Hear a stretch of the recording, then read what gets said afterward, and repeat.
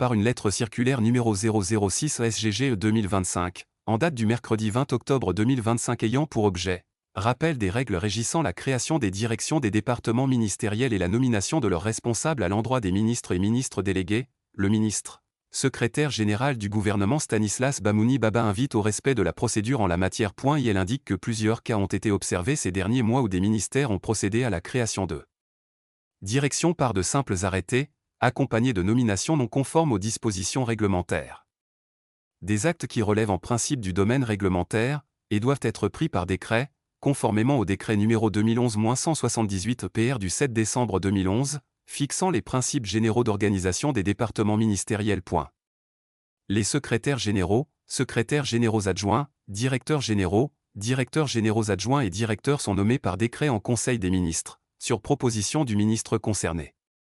De même, les directeurs des services extérieurs sont nommés par décret du Président de la République, une compétence désormais exercée par le Président du Conseil, en vertu de l'article 50 de la Constitution du 6 mai 2024, qui lui confère le pouvoir de nomination aux emplois civils et militaires, écrit-il avant de poursuivre que le ministre ne peut, à ce niveau, instituer que des divisions ou sections, et nommer leurs responsables, comme le prévoit l'article 33 du décret de 2011. En cas de vacance d'un poste de direction, le ministre concerné doit proposer sans délai un cadre pour nomination par décret. À titre exceptionnel, et en cas d'urgence avérée, un ministre peut désigner un intérimaire par arrêté, mais pour une durée maximale de 3 mois, le temps que la nomination officielle intervienne. Cette désignation temporaire doit toutefois recevoir l'accord préalable du président du Conseil, obtenu par le biais du secrétariat général du gouvernement.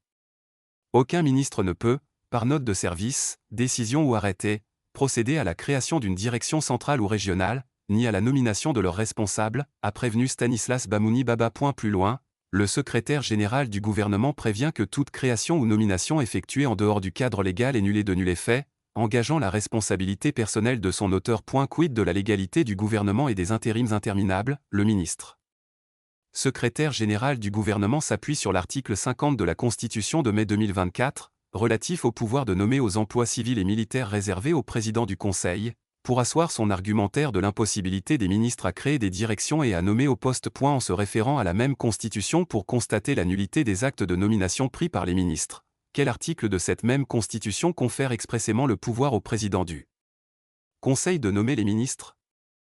On se rappelle lors de la présentation de l'équipe gouvernementale le 8 octobre 2025 à la télévision nationale, TVT, la question avait été posée, aucune réponse claire n'a été donnée. Ce débat a toujours cours et cette lettre de Baba semble constituer une jurisprudence. Doit-on aussi en déduire la nullité des décrets portant nomination des ministres? Si tel est le cas, la nomination du secrétaire général même souffrirait de défaut de base légale, rendant cette lettre qu'il a adressée également nulle. Il apparaît un véritable cafouillage juridique depuis l'avènement de cette constitution, bâtarde, selon le président de l'Alliance nationale pour le changement, ANC, Jean-Pierre Fabre. Dans ce sens, le secrétaire général doit éviter de se la jouer au juridisme pour éviter de se couvrir de ridicule. C'était à lui-même que la question de la base légale du décret portant formation du gouvernement a été adressée, il n'avait pas de réponse. Par ailleurs, à titre exceptionnel, et en cas d'urgence avérée, un ministre peut désigner un intérimaire par arrêté, mais pour une durée maximale de 3 mois, le temps que la nomination officielle intervienne selon la loi, mais dans la pratique, cette disposition est galvaudée. Il existe des intérims qui ont fait plus de 20 ans dans ce pays, notamment les délégations spéciales à la tête des communes qui devaient durer 6 mois renouvelables une seule fois. Le président Faure Gnassingbé a fait nommer des gens par intérim qui ont fait plusieurs années au poste. Il y a même des intérimaires qui se succèdent à la tête de l'Office togolais des recettes, OTR, depuis le limogeage du Rwandais Henri Gapri le 25 février 2017 jusqu'au départ du commissaire général Philippe Kokou-Tchodi le 24 octobre 2025. Ensuite, le successeur de Christian Trimua rappelle que les secrétaires généraux adjoints, directeurs généraux adjoints et directeurs sont nommés par décret en Conseil des ministres, sur proposition du ministre concerné, mais voilà que le Togo n'a plus organisé de Conseil des ministres depuis plus de 6 mois. Même les intérims devaient déjà expirer depuis lors. Voilà le visage hideux de la gouvernance du Togo. Le Togo est assis sur la normalité. Et si Baba voudrait juste signaler sa présence au poste à travers cette lettre circulaire, on l'aura compris. Par ailleurs, il se pose un problème de forme dans la sortie de l'éternel Baba, un des dinosaures du régime. Pour un gouvernement dont on attend toujours le premier conseil, cette note de cadrage serait venue du président du conseil ou de son cabinet, cela contribuerait au renforcement de la cohésion de l'équipe.